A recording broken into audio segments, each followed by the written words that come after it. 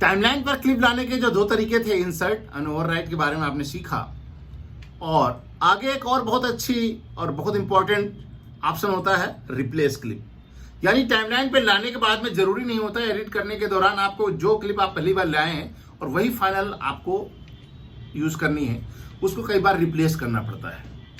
तो इस सॉफ्टवेयर में रिप्लेस करने के क्या क्या ऑप्शन उपलब्ध हैं, कैसे करना होता है, उसके बारे में हम इस वीडियो के कुछ हिस्से में विस्तृत से जानकारी दे रहे हैं। कृपया इसको ध्यान से जरूर देखिएगा।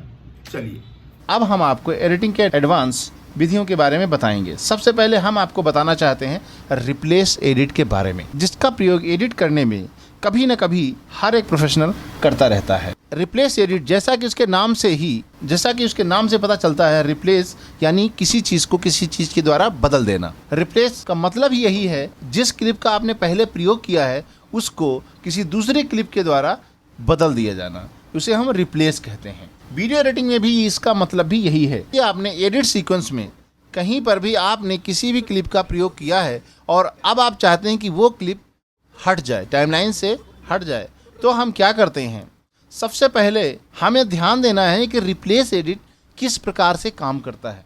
रिप्लेस एडिट में सबसे ज़्यादा इम्पॉर्टेंट जो रोल अदा करता है वो अदा करता है टाइमलाइन का प्लेहेड और व्यूअर का प्लेहेड।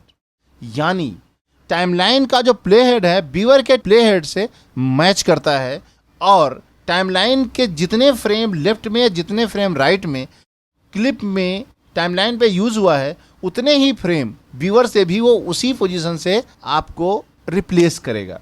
यानी रिप्लेस करते समय आपको बहुत ध्यान रखना पड़ता है कि आपका प्लेहेड टाइमलाइन पे किस फ्रेम पे है और व्यूअर में किस फ्रेम पे है। आपको किसी भी क्लिप पे इन आउट लगाने की आवश्यकता है नहीं है, ना तो आप व्यूअर में इन आउट लगाएंगे ना आप टाइमलाइन पे इन आउट लगाएंगे। यही एक ऐसी प्रक्रिया है जिस प्रक्रिया में कभी भी इन आउट का प्रयोग नहीं किया जाता है। ये एक बहुत ही आश्चर्यजनक बात है। अब हम आपको दिखाते हैं कैसे रिप्लेस करते हैं। यहाँ पर काफ़ी भीड़ है जो वॉक कर रही है। अब हम इस शॉट को किसी दूसरी क्लिप से रिप्लेस करना चाहते हैं। रिप्लेस करने के लिए हम यहाँ पर जाते हैं, ये फ्रेम ले लिया। रिप्लेस एडिट का प्रयोग करने के लिए फाइनल कट प्रो में 2-3 विधियों का प्रयोग किया जाता है। ये कीबोर्ड शॉर्टकट का प्रयोग करना चाहते हैं तो कैनवास में जाइए, ब्लू रेक्टेंगल है, इस पर आप माउस रखें तो देखिए रिप्लेस का शॉर्टकट कमांड है F11। यदि आप केवल F11 का भी प्रयोग करते हैं तो भी ये टाइमलाइन की क्लिप व्यूअर की क्लिप से रिप्लेस हो जाएगी। अब हम इसको रिप्लेस पे बटन पे क्लिक करते हैं और देखते हैं रिप्लेस। अब देखिए ये क्लिप रिप्लेस हो गई, लेकिन क्लिप रिप्लेस हो गई, इसमें देखिए 2 शॉट इन्वॉल्व हो गए, एक ये शॉट है और एक ये शॉट है। 2 शॉट आ गए। 2 शॉट क्यों आ गए, जबकि हमें यहाँ पर केवल 1 शॉट चाहिए। यानी कि अब हम चलते हैं व्यूअर में, देखते हैं ये क्यों आया। ऐसा इसलिए हुआ क्योंकि टाइमलाइन पे हमारा प्लेहेड इस लोकेशन पे था, मतलब इसके लेफ्ट साइड में काफ़ी ड्यूरेशन है जिसको हम रिप्लेस करना था। इस लोकेशन पे ये वाली ड्यूरेशन इतने सेकेंड आपके इस पोजीशन से भी लेफ्ट से भी आने थे। इसमें हम पीछे जाते हैं, दूसरा शॉट आ जाता है। अब देखिए व्यूअर में उतने ही फ्रेम आपके लेफ्ट से लेगा तो यहाँ पर दूसरा शॉट चेंज हो रहा है। यानी कि जब भी आपको रिप्लेस एडिट करना हो तो टाइमलाइन पे प्ले हेड को सदैव शुरू में रखना चाहिए, फर्स्ट फ्रेम पे, और जिस शॉट से रिप्लेस कर रहे हो वहाँ पर भी आपको जो प्ले हेड की पोजीशन है एकदम शॉट के शुरू में रखना चाहिए, या जहाँ से आपको इन पॉइंट रखना हो वहाँ पे कर्सर रखेंगे। इस तरह क्लिप को रिप्लेस करने के लिए ये ध्यान रखना बहुत ज़रूरी है कि व्यूअर का प्लेहेड क्लिप के बिल्कुल शुरुआत में होना चाहिए, क्योंकि व्यूअर का प्लेहेड टाइमलाइन के प्लेहेड से मैच करता है।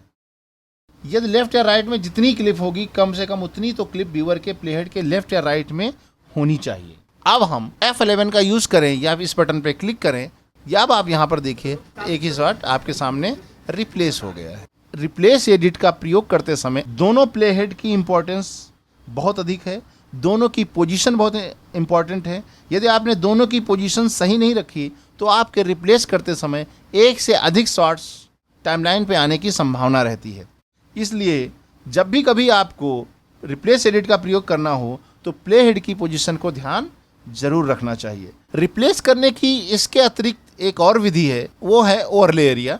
व्यूअर में प्ले हेड को रख करके व्यूअर को यहाँ से उठाएं और यहाँ पर देखें एक ब्लू एरिया ही आपको यहाँ पर रिप्लेस फील्ड दिखाई पड़ रहा है, इस पर आप ड्रॉप करें। अब आप देखिए ये शॉट इससे रिप्लेस हो गया है। हमारे पास 2-3 तरीके हैं रिप्लेस करने के।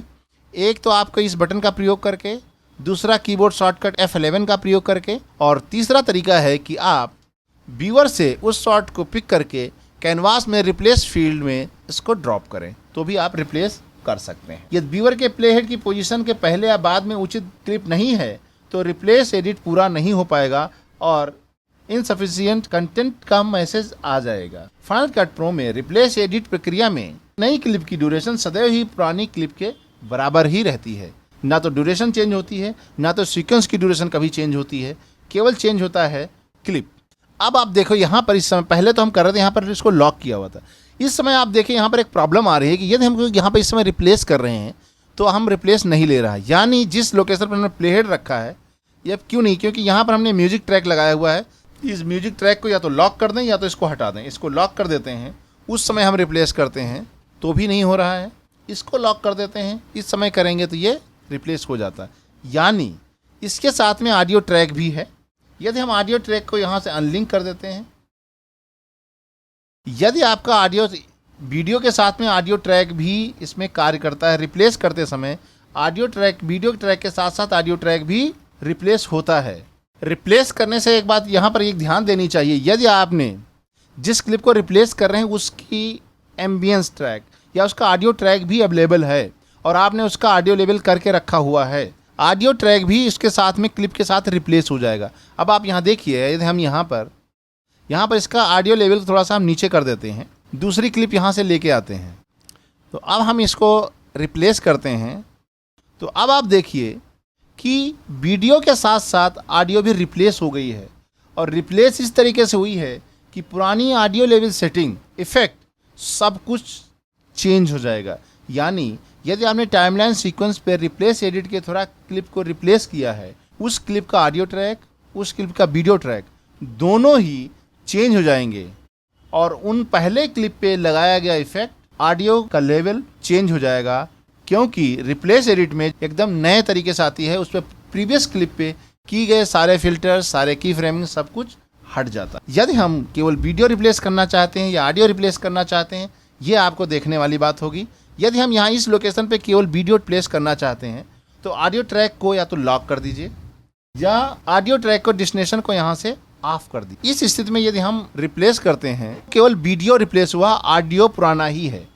यहाँ पर हम अंडू करके इसको इस पोजीशन पे फिर से लेकर के आए हैं। अब आप देखिए कि मतलब ये कार्य नहीं हो पा रहा, क्योंकि ऑडियो का डेस्टिनेशन ट्रैक हमने A1 और A2 दिया हुआ है, जबकि इस क्लिप का ऑडियो ट्रैक A5 और A6 पे है।